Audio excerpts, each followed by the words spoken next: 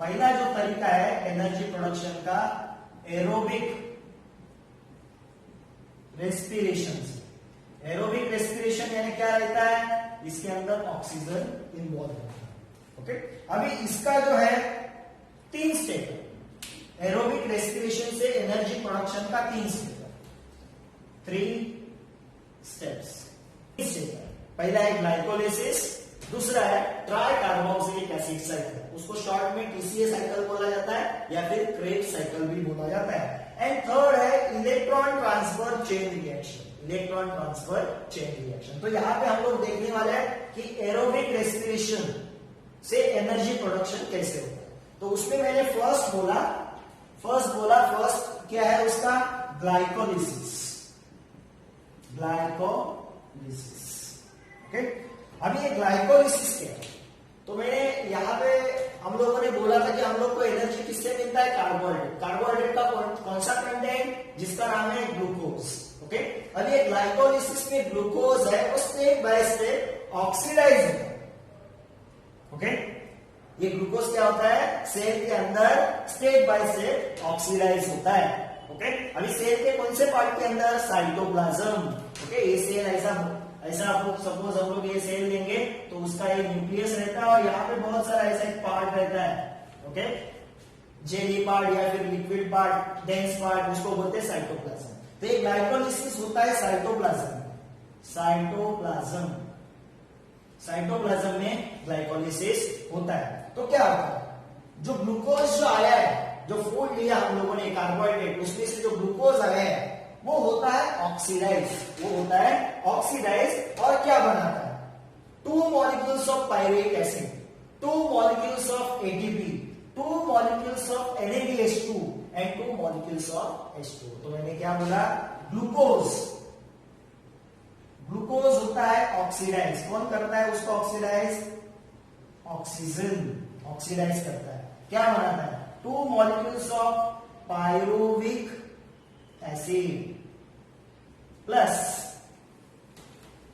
2 molecules of ATP plus 2 molecules of NADH2 plus 2 molecules of H2। Glucose क्या होता है, oxidise होता है। ग्लाइकोलिसिस यानी क्या, ग्लूकोज इधर होता है, ग्लाइकोलिसिस साइटोप्लाज्म, ग्लूकोज होता है ऑक्सीडाइज और क्या बनाता है, 2 molecules of pyruvic acid, 2 molecules of ATP, 2 molecules of NADH2 and 2 molecules of CO2। Okay, pyruvic acid का अगर हम लोग को फॉर्मूला देखना है तो फॉर्मूला उसका ऐसा है, CH3C double bond O, C double bond O, OH, ऐसा पायरुविक एसिड का फॉर्मूला है। ये फॉर्मूला कुछ आपको पूछते नहीं है, सिर्फ ऐसा उसका फॉर्मूला रहता है। ओके, तो ग्लूकोज ऑक्सीडाइज होता है, पायरुविक एसिड का 2 मॉलिक्यूल, ATP का 2 मॉलिक्यूल, 2 NADH2 का मॉलिक्यूल, 2 H2O का मॉलिक्यूल, इसको बोलते हैं ग्लाइकोलिसिस। ओके, ग्लाइकोलिसिस में हम लोगों ने देखा क्या हो गया, ग्लाइकोलिसिस इधर होता है साइटोप्लाज्म में, glucose gets oxidise with the help of oxygen and forms 2 molecules of pyruvic acid, 2 molecules of ATP, 2 molecules of NADH2 and 2 molecules of H2O। Glycolysis में हम लोगों ने देखा था पायरुविक एसिड बना है, पायरुविक एसिड। अब ये पायरुविक एसिड का आगे क्या होता है, पायरुविक एसिड कन्वर्ट होता है एसिडाइल कोएंजाइम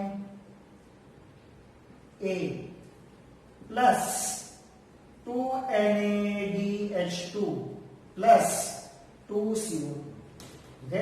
ग्लाइकोलिसिस में क्या होता है, प्लस पहला ग्लूकोज ऑक्सीडाइज होता है, पायरुविक एसिड बनाता है, एनर्जी बनाता है, ATP बनाता है, NADH2 बनाता है, वाटर बनाता है।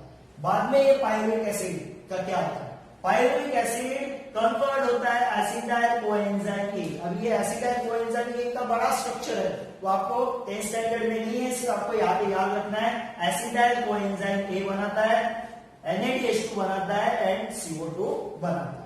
ये खत्म हो गया है, यहाँ पे हम लोग का ग्लाइकोलिसिस खत्म होता है। ओके, ग्लाइकोलिसिस में पहला ग्लूकोज कन्वर्ट होता है पायरुविक पायरुविक एसिड कन्वर्ट होता है एसिटाइल कोएंजाइम ए। जो प्रोसेस है वो है टीसीए साइकिल, उसको बोलते हैं ट्राई कार्बोक्सिलिक एसिड साइकिल। अभी एसिटाइल कोएंजाइम ये जो बना था साइटोप्लाज्म में, वो आता है माइटोकॉन्ड्रिया में, और माइटोकॉन्ड्रिया में आने के बाद कौन आता है एसिटाइल कोएंजाइम ए। ये जो प्रोडक्ट बना था किधर बना था साइटोप्लाज्म में in the process of glycolysis, वो आता है कहां पे आता है माइटोकॉन्ड्रिया में, और उसके ऊपर एक चेन रिएक्शन होता है। उसके ऊपर क्या होता है एक बड़ा सा चेन रिएक्शन से ये एसिटाइल कोएंजाइम ए जाता है। और ये चेन रिएक्शन जो डिस्कवर्ड किया था वो किया था सर हैंस क्रेग। इन साइंटिस्ट ने वो चेन रिएक्शन डिस्कवर किया था, इसके लिए इस टीसीए साइकिल को, ट्राई कार्बोक्सिलिक एसिड साइकिल को क्रेग साइकिल भी बोला जाता है। क्यों बोला जाता है? क्योंकि ये एसिटाइल कोएंजाइम ये जो आता है साइटोप्लाज्म से माइटोकॉन्ड्रिया में, तो ये थ्रू द चेन रिएक्शन जाता है, उसके ऊपर आगे अलग अलग प्रोसेस होता है, और ये जो चेन रिएक्शन डिस्कवर किया था इन साइंटिस्ट ने, इसके लिए इसको क्रेग साइकिल भी बोला जाता है। अभी इसमें क्या होता है, इस क्रेग साइकिल में या फिर ट्राई कार्बोक्सिलिक एसिड साइकिल में क्या होता है, ये एसिटाइल कोएंजाइम ए का जो एसिटाइल पार्ट है वो कंप्लीटली ऑक्सीडाइज है।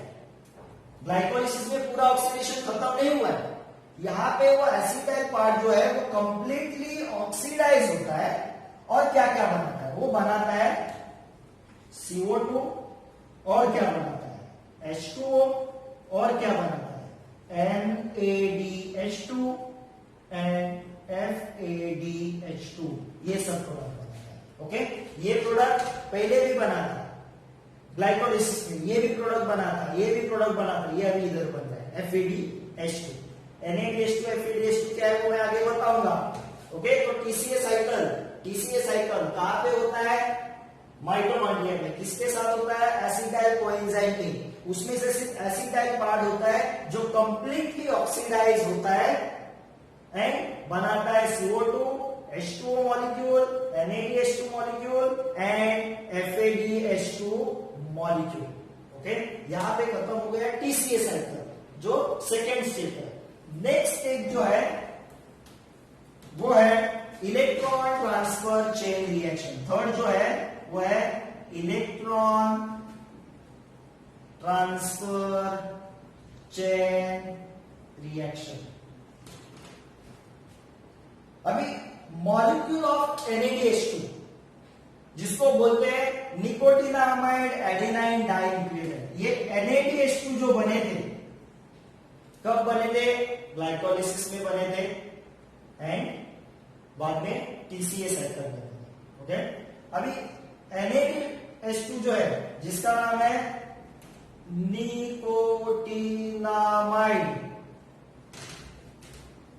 Adenine dinucleotide, nicotinamide adenine dinucleotide, और दूसरा और एक बना था FADH2 जिसका नाम है फ्लैविन एडेनाइन